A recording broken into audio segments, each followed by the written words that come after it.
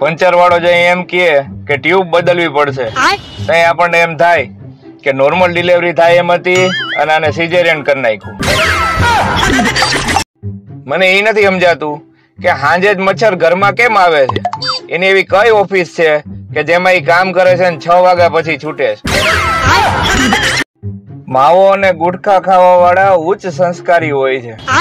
એ મોટા ભાગે મૌન જ રહે છે અને ત્યારે જ બોલે છે ત્યારે કોઈ વાતની કિંમત એના માવા કરતા વધારે હોય. સગાવાલા ભલે વારંવાર તમારો હાલચાલ ન પૂછે, પણ તમારા સ્ટેટસ ઉપર એની પૂરી નજર હોય છે. તારી યાદની હું શું વાત કરું યાર, તારા વગર મને 60 મિનિટ પણ કલાક જેવી લાગે છે. ભાઈ હજી કેરી માન દાઢે વળગી હતી ત્યાં તો ભજીયાનું વાતાવરણ ચાલુ થઈ ગયું. બે છોકરીઓ બાંધતી હોય ને સાહેબ, ત્યારે શાંતિથી બેહીને એને સાંભળવી, કારણ કે ત્યારે જ આપણને ખબર પડે કે કોનું ચક્કર કોની હારે હાલે છે. આજકાલ સાચા ઈમાનદાર અને પ્રેમાળ દોસ્તો ગોતવા ને એ બહુ અઘરું છે. હું પોતે જ હેરાન છું કે તમે મને ગોઈતો કેવી રીતે. એ વસ્તુ સારી છે કે પ્રાણીઓમાં જમવાનું બનાવવાનો રિવાજ નથી, નતર હાથીની બહુ તો જમવાનું બનાવીને થાકી જાત. જેની પાછળ રૂ શબ્દ આવે ને એ બહુ ખતરનાક હોય. અચ્છા. જેમ કે વાંદરું, કૂતરું, સાસરું, અંધારું, કાવતરું અને સૌથી વધુ ખતરનાક બૈરું. મિત્રો આજે હું તમને લાઈન મારવાની 3 રીત શીખવાડું છું. એક તો પેન થી, બીજું માર્કર થી, ત્રીજું પેન્સિલ થી. બાકી થિંક પોઝિટિવ. આ પ્રેમનો દરિયો એ અદ્ભુત છે સાહેબ.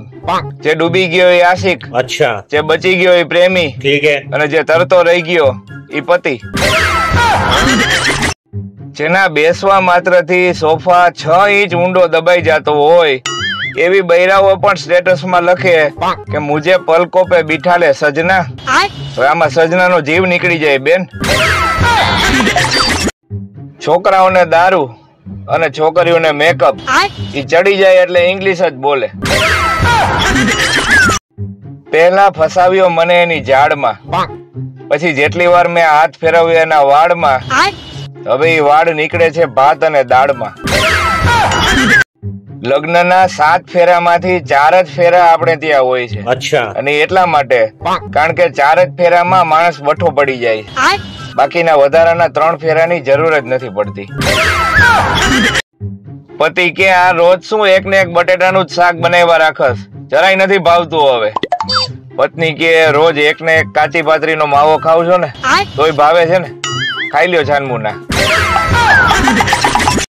બીજે બધે ઓફિસમાં રજા લેવા માટે એમ કે આજે મારે કામ છે તો ઓફિસમાં નહીં આવું. અચ્છા. અને આપણા ગુજરાતીઓ આજે મારા કાકાના સાસુ ગુજરી ગયા છે તો નહીં આવું. એક ભાઈ મને વાત કરતા હતા કે જીવનમાં વડલા જેવું બનાય કે જે બધાને છાંયો આપે, આસો પાલવ જેવું નહીં. ઠીક હે. એ ભાઈને મેં ખાલી એટલું જ કીધું કે તમે ઘરમાં તોરણ છે ને બંધાવો છો, તો મને કે આસો પાલવના. તો મેં કીધું તમને કઈ તમારી મરજી મુજબ જ બધા કામ ન આવે. જો પત્નીનું નામ શીલા હોય, અચ્છા, અને પતિનું નામ અજીત હોય, ઠીક હે, તો એ શીલાજીત તરીકે ઓળખાય કે નહીં? એક નાની ટિપ્સ કે જે તમારા પૈસા બચાવશે. ઠીક હે. લગનમાં વાડીમાં ક્યાંક જમવા જાવ ત્યારે જમીને સોડા પીવા નજીકની પાનની દુકાન હોય ત્યાં નહીં જવાનું, થોડાક દૂર જવાનું. નતર ઈ સોડા કે પાન તમને 300-400 માં પડી શકે. છાસ, લીંબુ પાણી, સોડા, લસ્સી, આઈસ્ક્રીમ, ગોલા આ તો બધા મનના વહેમ છે. અચ્છા. સાચી ઠંડક તો પત્ની શાંત રહે ને એમાં જ છે. પરણેલા પુરુષોને કોઈ એપ્રિલ ફૂલ બનાવવા નહીં સાહેબ, ઈ કામ અગાઉ થઈ ગયેલું હોય છે. IPL ક્રિકેટની શરૂઆત એટલા માટે કરવામાં આવી હતી કે દર વર્ષે દરેક રાજ્યમાંથી 4-5 સારા ખેલાડીઓ નીકળે. અચ્છા. પણ એનાથી ઉલટું થયું, દરેક ગામમાંથી 40-50 સટોડિયા નીકળે. સવારમાં 2 કલાકથી ગાળાગાળી કરતા 2 બહેનોને મહા મહેનતે સમજાવ્યા કે ભાઈ શબ્દોના ઘા છે ને ઈ નથી રૂજાતા, શરીરના ઘા રૂજાઈ જાય. અચ્છા. માંડી મારામારી ઉપર આવ્યા. હાલરડા અને શેર બજારમાં શું તફાવત છે ખબર છે? હાલરડા છે ને ઈ નાના છોકરાઓને સુવડાવે. અચ્છા. અને શેર બજાર મોટાને સુવડાવે. સૌથી મોટી અંધશ્રદ્ધા, લગ્ન કરાવી દો છોકરો સુધરી જાય. સારું છે, આ કાર્ડિયોગ્રામમાં હૃદય કઈ રીતે ધબકે છે ને ઈ જ બતાવે. અચ્છા. જો એવું બતાવત કે કોના માટે ધબકે છે તો કેટલાયના હાડકા ભાંગી ગયા હોત ભાઈ. પત્નીએ પતિને ફોન કર્યો કે ક્યાં છો? ઓલો કે બાઇક ઉપરથી પડી ગયો છું, એક્સિડન્ટ થયું છે. ઓલી કે વાંધો નહીં, પણ જોજો ટિફિન આડું નો થઈ જાય, દાળ ઢોળાઈ જાય નકર. તમે લગ્ન કરી લ્યો ને સાહેબ, પછી આખી દુનિયામાંથી કોઈ નથી તમને ડર નો લાગે સિવાય કે તમારી પત્ની. મિત્રો, એક ખાસ સૂચન, ગમે ત્યાં માથાકૂટ થતી હોય ત્યાં ન ઉભા રહી જવું, પણ બેસીને જોવું, કારણ કે પછી પાછળ વાળાને દેખાતું નથી. સાસુ માં કે જમાઈ, પેલા તો તમે જાજુ જમતા, હવે કેમ ઓછું જમો છો? જમાઈ કે પેલા તમે રોટલી, રોટલા, ભાખરી, 2 શાક, મીઠાઈ, ફરસાણ, દાળ ભાત આ બધું ખવડાવતા, હવે ખાલી ચા ભાખરીમાં રોડવી દો છો. એક એવોર્ડ આ દેશના ભાભલાવને મળવો જોઈએ સાહેબ. સામેથી વહુ ઘૂંઘટ ઓઢીને આવતી હોય તો ઈ કહી દે કે આ વહુ કોની છે. પુરુષ છે ને સાહેબ, ઈ લગ્ન પેલા ગર્મજોશીમાં હોય. અચ્છા.